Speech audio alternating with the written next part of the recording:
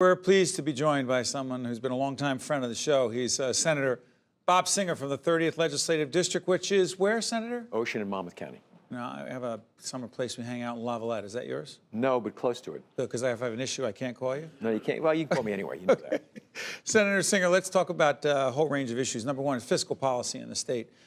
Senate President Steve Sweeney gets a group together to look at expenses in the state, need to reduce cost. Where is he right and where is he wrong?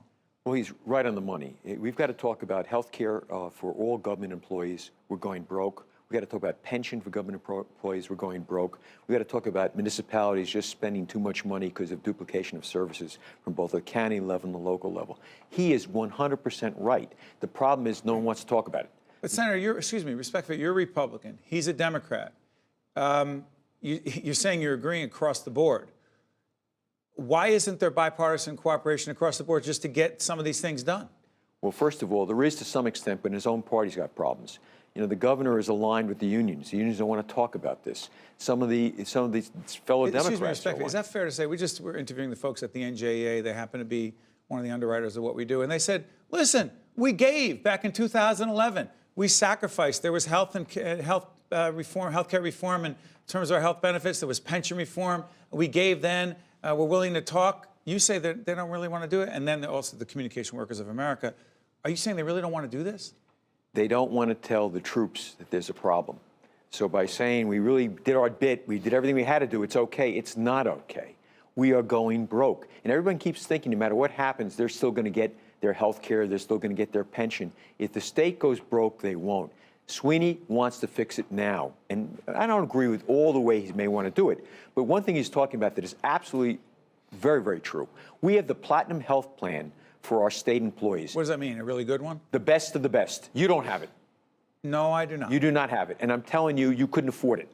And he's saying if we just went down to the gold standard, we could save $1 gazillion. Why won't you look at it? And no one wants to talk about it. So how wrong is he? He's not wrong. The problem is they don't want to go back to the troops and say, by the way, we're not having the Platinum Plan anymore, we have the Gold Plan. And that's the truth of it is.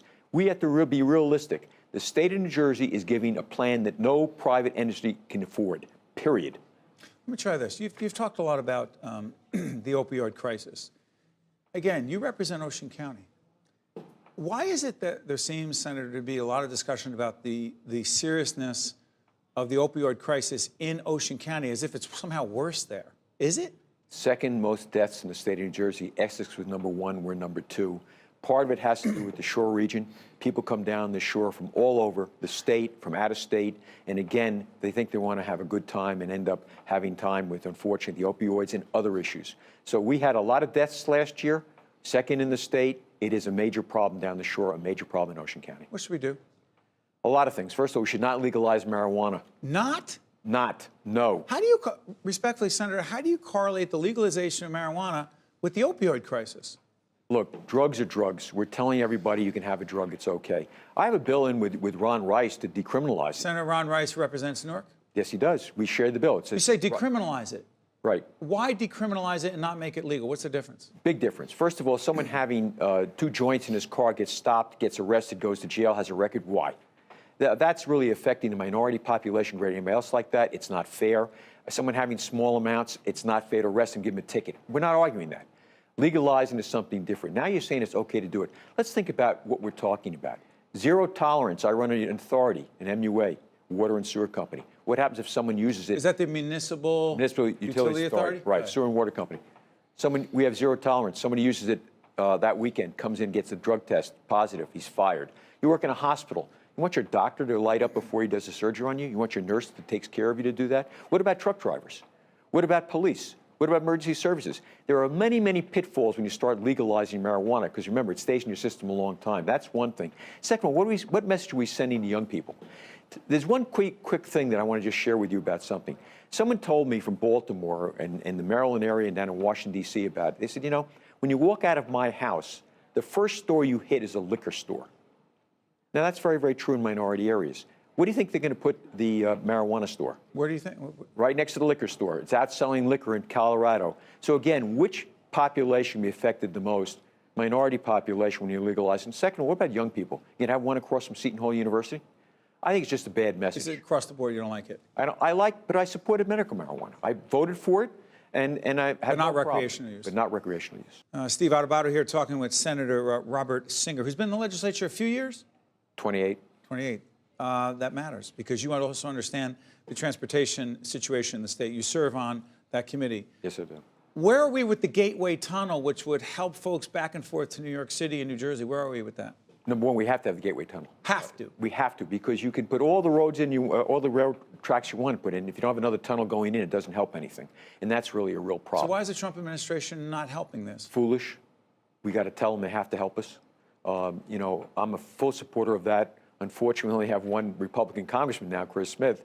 But at the end of the day, we have to push it, make sure it's a priority. Make Senator, sure I'm sorry for interrupting, Senator. What does having one Republican in the congressional delegation on the House side have to do with whether President Trump, who's from this region originally, whether he supports or doesn't support the idea of a Gateway Tunnel, because it's a massive part of the U.S. economy, am I right? Steve, it makes no sense. Look, we realize one thing. Both New York and New Jersey are not Republican states.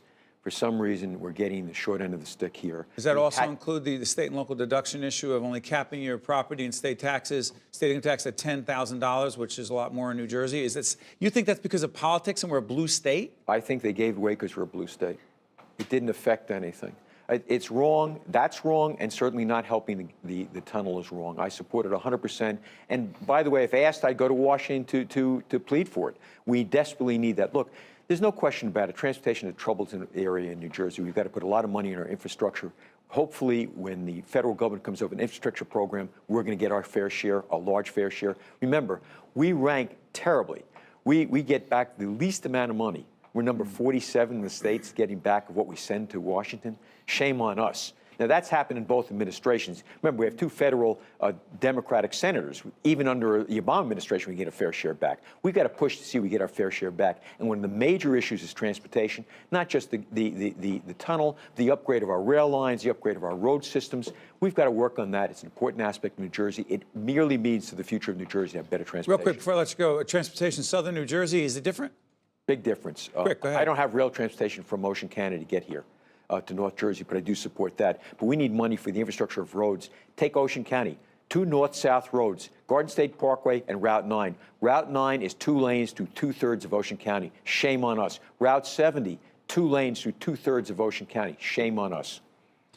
Senator Robert Singer represents the 30th Legislative District. He's been in the state legislature for 28 years.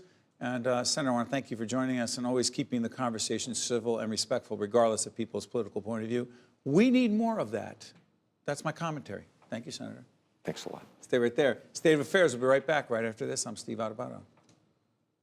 State of Affairs with Steve Adubato is a production of the Caucus Educational Corporation, celebrating over 25 years of broadcast excellence.